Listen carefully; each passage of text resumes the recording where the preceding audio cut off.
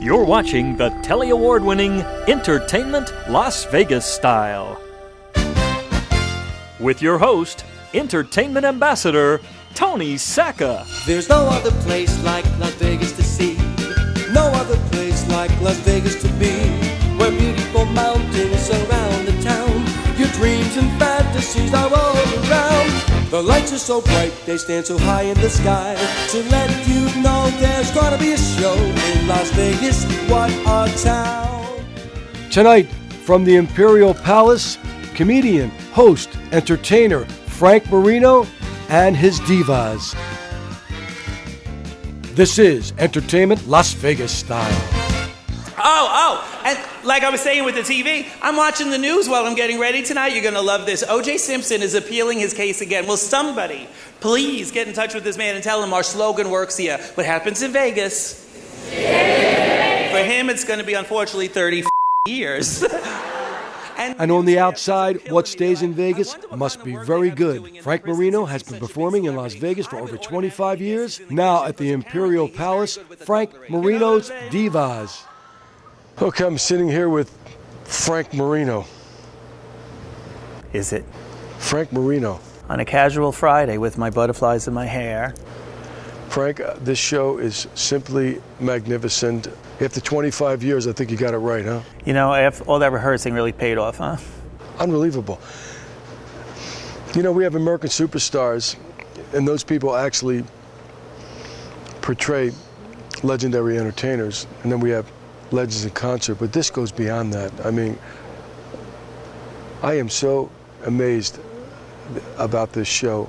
The actors. Mm-hmm. I don't even want to call these guys female impersonators anymore. Yeah, they're actors. They're You're actors. Right. I don't even know that they're lip syncing. I mean, when I used to watch your show 20 years ago, 15 years ago, 10 years ago, 12 years ago, to me it was a female impersonator show. Right. It's beyond that. It's really gone. I think it's the best, one of the best shows that I have seen of its kind ever. Well, thank ever. you.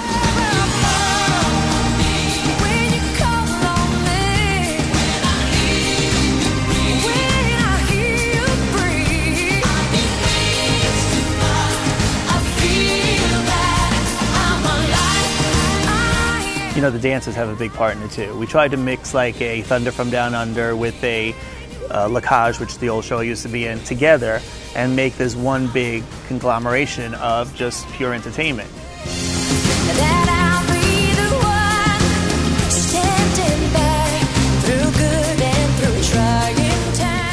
When I was knowing that you were putting this show together, I was saying, how's Frank going to make this show different than it was? Him coming out, right, doing comedy, doing jokes, introducing men portraying women. Right. It's beyond that. It really is. Yeah, what I tried to do, I tried to keep, like, it's a formula. I tried to keep what worked from the other show as far as formulas go, like me coming in and out of, you know, each character wearing a different outfit and creating my own crazy looks, and then just doing a more MTV, VH1 type show rather than a cabaret type show. And we put the new acts, like you saw Lady Gaga in there. Lady Gaga is one of the biggies, Britney Spears. But we kept Cher, we kept Madonna, you know, we kept the staples that people want to see. Because we get every age group. It's everything from prom kids to senior citizens. And it's funny, we're at a 10 o'clock time slot now. And I was really nervous about doing that because we always did like 7 or 8 o'clock. But it's funny because the older people will have dinner and come to the show, and the younger people will come to the show and then go to the nightclub. So it's really a really good time that I didn't think would work for us, but it does. What a wonderful audience! I am so glad to be out here. You would not believe what we got going on backstage. We have Madonna, Cher, Bette Midler, and they're all shaving in the same mirror. So how did Frank Marino actually reinvent himself for this show? You know, I think I always reinvented myself, even in the other show, but I don't think I reinvented myself. I just am able to do what I always wanted to do. It's nice to be the boss, because if I want to do something, I do it. If I'm right, I take the credit. If I'm wrong, then, you know, I got to take the blame as well. I always like a producer who's also a performer. You're on both sides of the fence, so you have a little more compassion for the cats. And, you know, I'll tell you, a lot of executives don't like working with performers that are also producers because they don't want to get that ego and temperament in the way. So you got to realize that keep that in check and take other people's opinions and, you know, make it work. Now, Spy Entertainment, where my partner Alex is the vice president and Adam Steck is the president, they produce the show with me. So I got to learn. I'm not always right. I got to listen to what their input is and, you know, take that. Alex lit the entire show and, you know, I didn't even have to look at it. It just was done, you know, like I knew it would be right. Get this party started on a Saturday night. Everybody's waiting for me to arrive. I got lots of style. Check my gold diamond rings. I can go for miles if you know what I mean.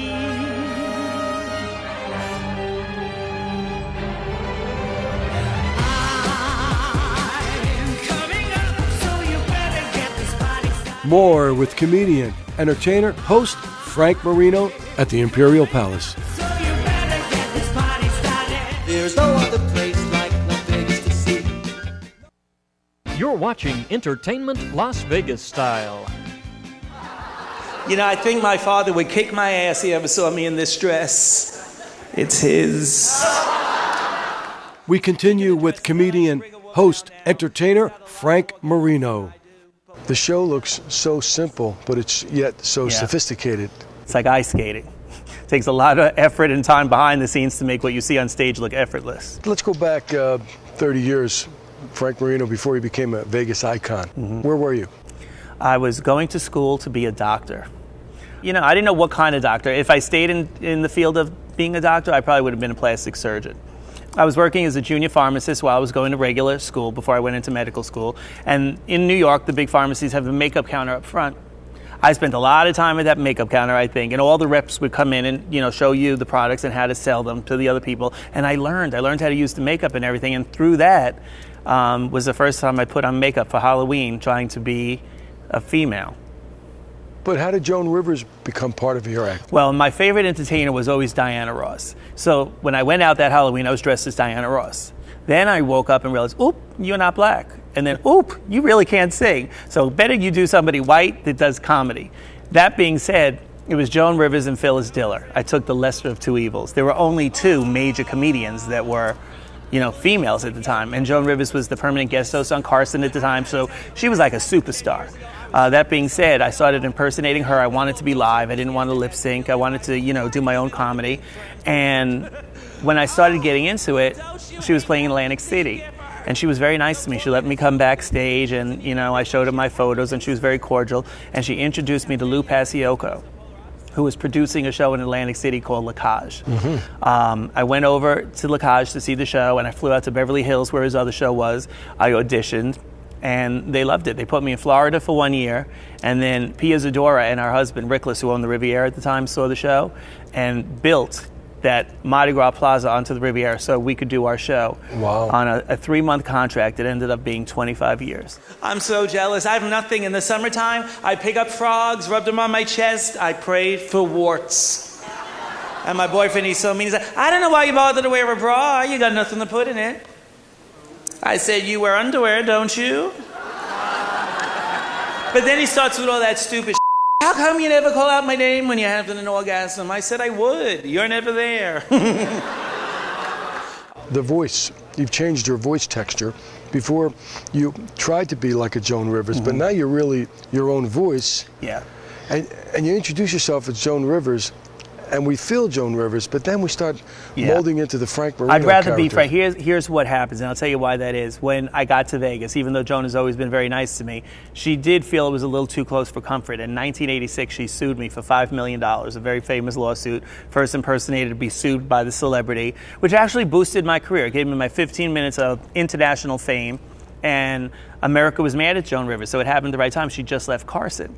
So they were all on my side. I had comedians writing me jokes, showing me how to be better. And then I had to keep Joan in the show because that's the name on the marquee, Frank Marino as Joan Rivers. The audience liked it, and I hate to take it out. But my heart is not in the Joan Rivers part. I do the opening as Joan, in the little suit like you see her on TV and the whole bit. And then I put on the glamorous Bob Mackie gowns, and I do sort of a fashion show. I really shouldn't make fun of anybody. I look like Big Bird.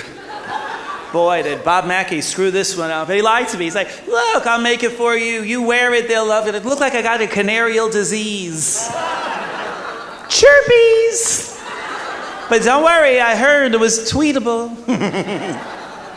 Oh, don't encourage me. I could go all night. Feel like I'm on Quack. Most guys grow up wanting sophisticated automobiles, motorcycles, you know, things like that. You have a large... High heels and evening gowns. Yeah. But I had to wear the high heels and evening gowns so I could afford the sophisticated automobiles and toys like that. Let's talk about your gowns. I mean, do you copy other fashions, or how do you come up with your gowns? Either I have an idea or I see somebody wear something on the Academy Awards or on one of the award shows and I try to copy it. Bob Mackie himself, who works with Cher and Diana Ross and the big stars, made a couple of my gowns. So it works all different ways. And it's really funny because I have a big warehouse filled with all the old, for 25 years you can imagine there's thousands of gowns. And you don't realize how styles change until you look back in the closet and go, oh, remember the big shoulder pads or whatever the trend was at the time when you look back. Let's talk about the different wigs that you... Right, I like simple. I want you to see from this hair, I hate to overdo. You know, I'm very, modest, casual person.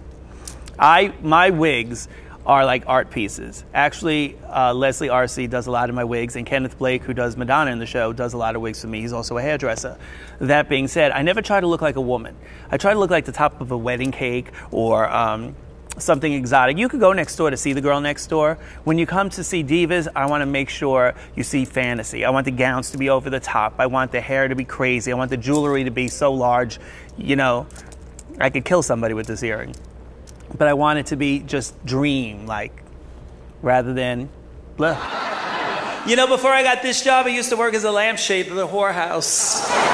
They wouldn't give me one of the good jobs. Actually, I would just stand at the door, and when people would leave, I would say, thank you for coming. Next, what makes a man a man? There's no other place like